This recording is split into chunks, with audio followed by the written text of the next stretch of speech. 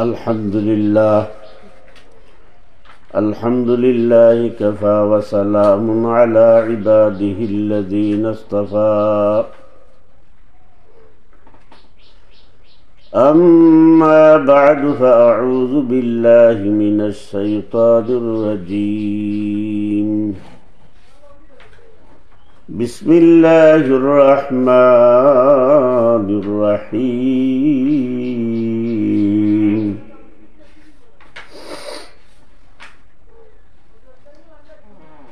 شهر رمضان الذي أنزل فيه القرآن هدى للناس وبينات من الهدى والفرقان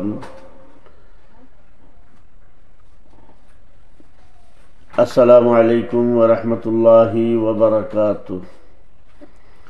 সম্মানিত দর্শক শ্রোতা মণ্ডলী, আজকে আমার নির্ধারিত আলোচ্য বিষয় আহলান সাহলান মাহে রমজান এর প্রথম পর্বে আপনাদেরকে আন্তরিক শুভেচ্ছা ও মুবারকবাদ। আহলান সাহলান মারহাবাম বিকুম।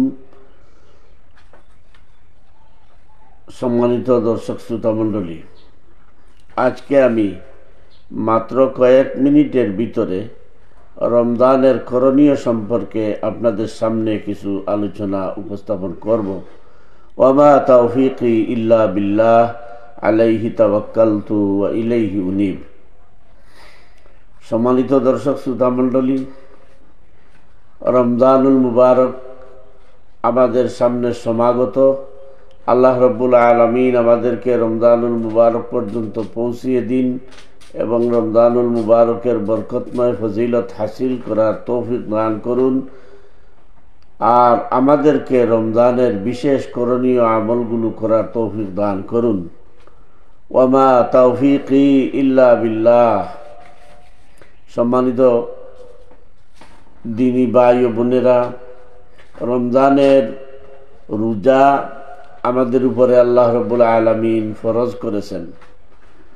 তাই যারা রমজানুল মুবারকের মাস পাবেন, যখন থেকে রমজানুল মুবারকের চাঁদ দেখা হয়ে যাবে, যেখানে যে দেশে যে স্থানে চাঁদ দেখা হবে, সেই দেশের জন্য সেই সময় থেকেই রোজা রাখা ফরজ হয়ে যায়। রমজানুল মুবারকের রোজা রাখা ফরজ, কারণ এটা আল্লাহ রাব্বুল আলামিনের নির্দেশ। আল্লাহ রাব্বুল আলামিন বলেছেন, ইয়া আইয়ুহাল্লাযীনা আমানু কুতিবা আলাইকুমুস সিয়াম কামা কুতিবা আলাল্লাযীনা মিন ক্বাবলিকুম লাআল্লাকুম তাত্তাকুন। আল্লাহ রাব্বুল আলামিন বলছেন, হে ঈমানদারেরা, হে মুমিনগণ, কুতিবা আলাইকুমুস সিয়াম, তোমাদের উপরে রোজা ফরজ করা হয়েছে। কামা কুতিবা আলাল্লাযীনা মিন ক্বাবলিকুম, যেভাবে ফরজ করা হয়েছিল তোমাদের পূর্ববর্তী উম্মতদের উপরে। লাআল্লাকুম তাত্তাকুন, আল্লাহ রাব্বুল আলামিন বললেন, আশা করা যায় এটা তোমরা তাকওয়া অর্জন করতে পারবে। সুতরাং এই আয়াত সম্পর্কে আমি কিছু আলোচনা, বিস্তারিত আলোচনা পরবর্তী এক সময়ে করব। এই আয়াত দ্বারা আল্লাহ রাব্বুল আলামিন বিধিবদ্ধ বিধান দিয়েছেন মুমিনদের জন্য যে তোমরা কি করো, রোজা রাখো। সুতরাং রমজানুল মুবারকের রোজা রাখা প্রত্যেক মুমিন, মুসলমান, বালিগ, আকলমন্দের জন্য কি ফরজ। এই কথাটাই আমার আজকের বলার উদ্দেশ্য, যে আমাদের করণীয়, রমজানুল মুবারকের করণীয়, প্রথম করণীয় হলো রমজানুল মুবারকের নির্দিষ্ট সময় পর্যন্ত, নির্দিষ্ট সময় থেকে শুরু করে নির্দিষ্ট সময় পর্যন্ত রোজা রাখা। এটাই হচ্ছে প্রত্যেক মুমিন, মুসলমান, আকলমন্দ, বালিগ, নরনারীর উপরে রোজা রাখা ফরজ। তাই আমাদেরকে রোজা রাখার জন্য প্রস্তুতি নিতে হবে।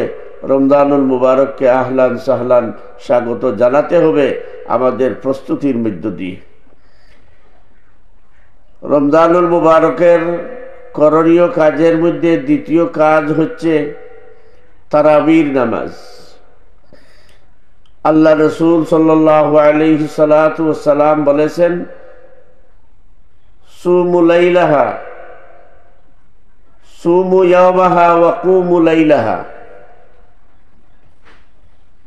সুমু ইয়াওমাহা ওয়া কুমু লাইলাহা। তোমরা কি করো? রমজানুল মুবারকের দিনের বেলা রোজা রাখো এবং রাতের বেলা কিয়াম করো, রাত্রি জাগরণ করো। এটাকে বলা হয় কিয়ামুল লাইল। সহজ কথায় দ্বিতীয় করণীয় কাজ হলো কিয়ামুল লাইল। দিনের বেলা রোজা রাখা, নির্দিষ্ট সময় পর্যন্ত রোজা রাখা প্রথম কাজ, আর দ্বিতীয় নম্বর কাজ হলো রাতের বেলা কিয়াম করা, কিয়ামুল লাইল করা। আর কিয়ামুল লাইলের উত্তম পদ্ধতি হলো তারাবির নামাজ পড়া। প্রত্যেক রোজাদার আকলমন্দ বালিগ নরনারীর উপরে তারাবির নামাজ পড়া সুন্নতে মুআক্কাদা। ফুকাহায়ে কেরামের ফতোয়া হচ্ছে সুন্নতে মুআক্কাদা।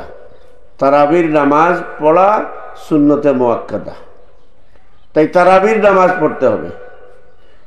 সম্মানিত দিনী ভাই ও বোনেরা, সাম্প্রতিককালে এই কয়েক বছর যাবৎ আমাদের দেশের নতুন একটি ফিতনা আবিষ্কার হয়েছে। এটাকে ফিতনা আমরা বলি। যে বিষয়ে শরীয়তে মীমাংসা হয়ে গেছে, যে বিষয়টি শরীয়তে মীমাংসিত হিসাবে মুসলমানদের মধ্যে চলে আসছে, এই বিষয় নিয়ে নতুন কোনো কথা বলে পাণ্ডিত্য জাহির করার নামই হচ্ছে ফিতনা। সাইয়্যিদুনা মুহাম্মদুর রাসূলুল্লাহ সাল্লাল্লাহু আলাইহি সাল্লাতু ওয়াসাল্লামের সময় থেকে তিনি নিজে 20 রাকাত তারাবির নামাজ পড়েছেন। সাহাবায়ে কেরাম রিদওয়ানুল্লাহি তাআলা আলাইহিম আজমাইন 20 রাকাত নামাজ পড়েছেন। তাবিঈন, তবে তাবিঈন ১৫০০ বছর যাবত 20 রাকাত তারাবির নামাজ পড়া হয়ে আসছে। এটাই সুন্নত। এখন যদি কোনো মুসলমান, কোনো মুমিন তারাবির নামাজ না পড়তে পারেন, তাহলে তার জন্য রোজার উপরে কোনো প্রভাব পড়বে না। কথাটা পরিষ্কারভাবে বুঝবেন। তারাবির নামাজ না পড়ার কারণে কারো রোজার মধ্যে কোনো প্রভাব পড়বে না। তারাবির সাথে রোজার কোনো সম্পর্ক নেই যে তারাবি পড়ছি না বিদায় রোজাও রাখবো না। এই ধরনের কোনো মাসআলা, এই ধরনের কোনো বিধান, এই ধরনের কোনো ফতোয়া শরীয়তে গ্রহণযোগ্য নয়। তারাবি স্বতন্ত্র ব্যাপার, সেটা হচ্ছে কিয়ামুল লাইল। কিয়ামুল লাইলের অংশ হচ্ছে তারাবি। এখন তারাবির নামাজ 20 রাকাত পড়বেন।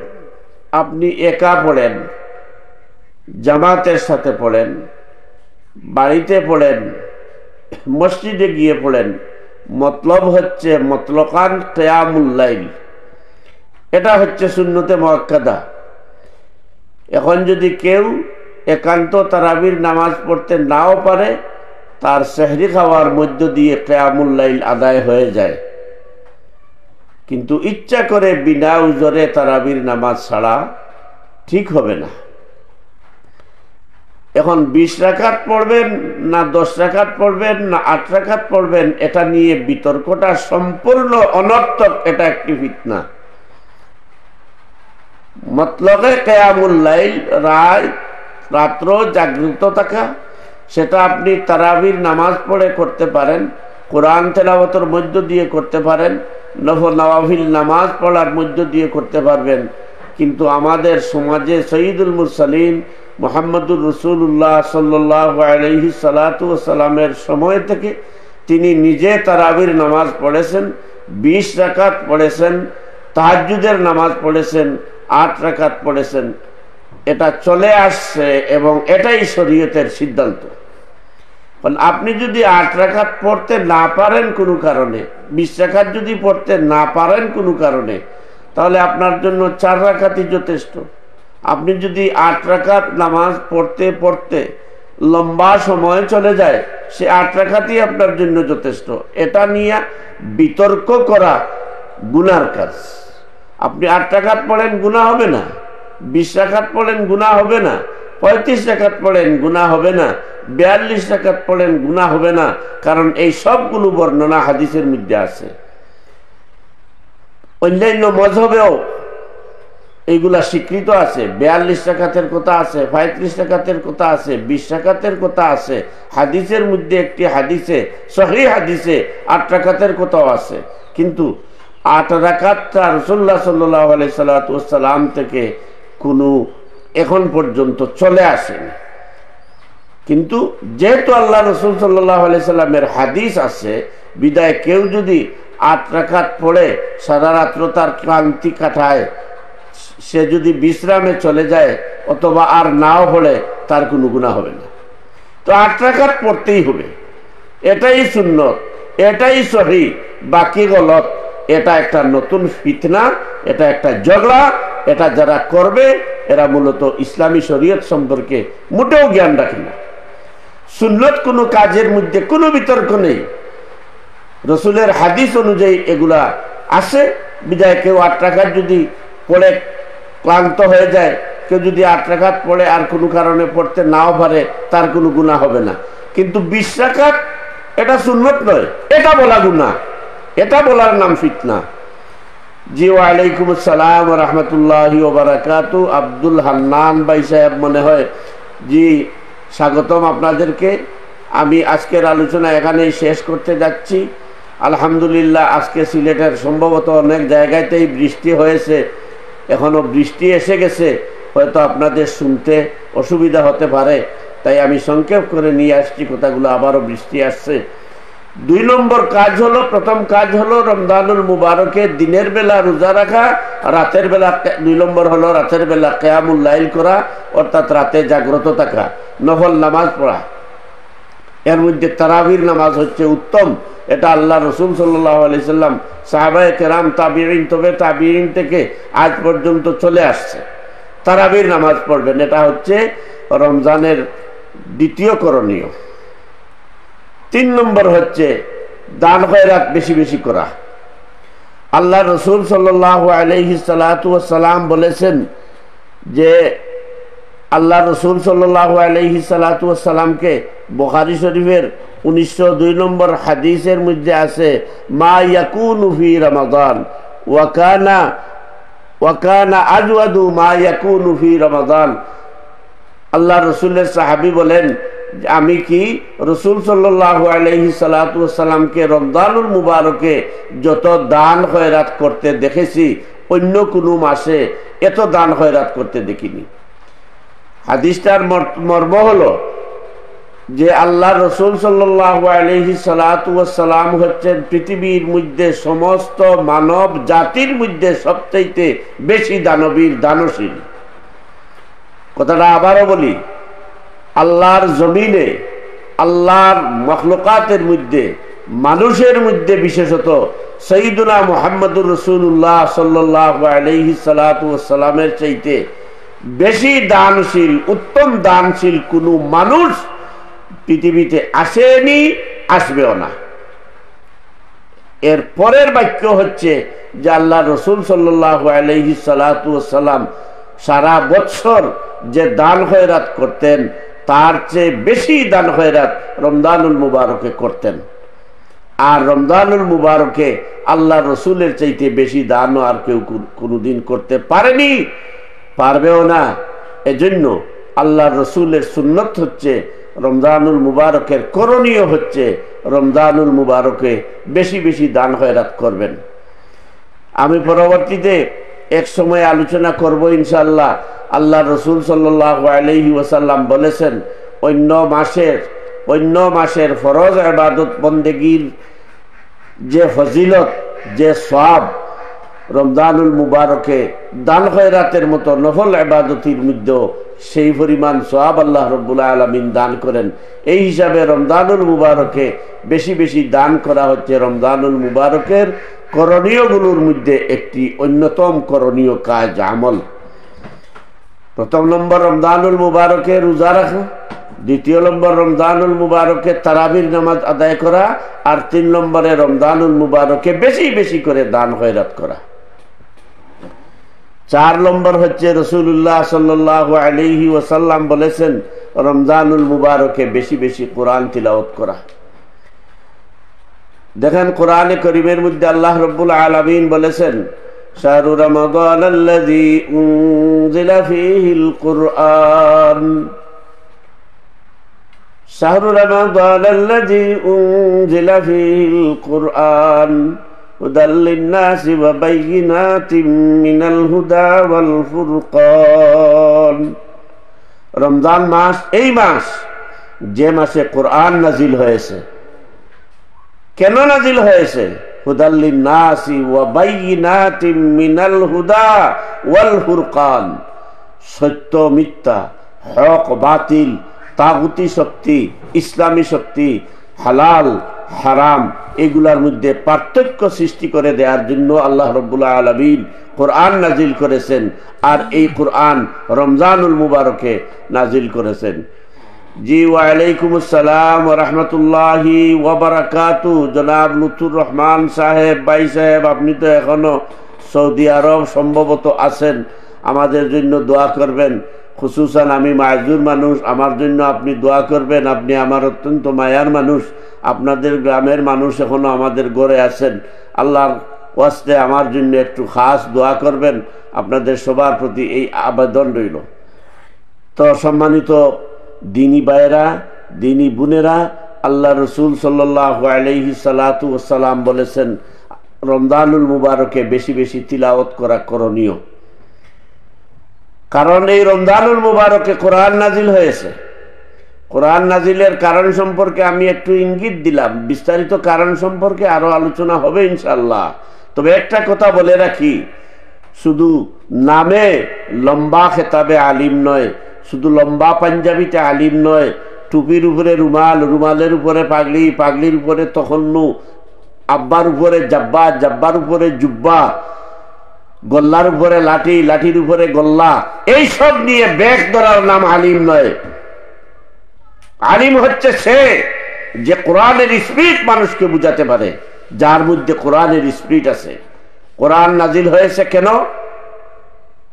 বায়িনাতিম মিনাল হুদা ওয়াল ফুরকান, হক এবং বাতিল, তাগুতি শক্তি এবং ইসলামী শক্তির মধ্যে পার্থক্য সৃষ্টি করে দেওয়ার জন্য।